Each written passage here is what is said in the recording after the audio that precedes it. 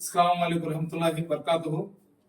ఈరోజు ప్రకాశం జిల్లా ఒంగోలు పట్టణంలో చాపల వంశీకృష్ణ డాక్టర్ గారు శ్రీరామ్ హాస్పిటల్ ఏదైతే ఉందో ఆ హాస్పిటల్కు అధినేత, అదేవిధంగా ఏదైతే డాక్టర్ అనే వ్యక్తి 10 మంది ప్రాణాలు కాపాడతారో ఆ వృత్తిలో పేదలకు ఎవరైతే కష్టాల్లో ఉన్నారో వాళ్ళకందరూ కూడా వాళ్ళ కష్టాలను తన సొంత కష్టాల్లాగా భావించి అధిక ఫీజులు తీసుకొని హాస్పిటల్ అంటే భయపడే రోజుల్లో ఈ హాస్పిటల్ దగ్గర క్యూలో నిలబడి డాక్టర్ చేత ట్రీట్మెంట్ చేయించుకోవాలనే పరిస్థితిలో డాక్టర్ వృత్తిని తీసుకుని వచ్చినందుకు నిజంగా డాక్టర్ గారికి కలిసి మేము అభినందనలు తెలియజేసినాం.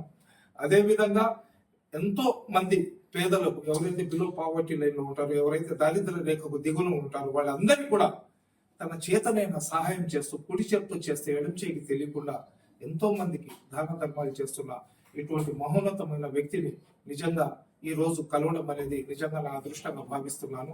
అదేవిధంగా మేము ఇక్కడికి వచ్చిన తర్వాత డాక్టర్ గారు ఎంతో ఆప్యాయతగా నన్ను పలకరించి నన్ను ఒక షాల్వాతో సన్మానం చేశారు.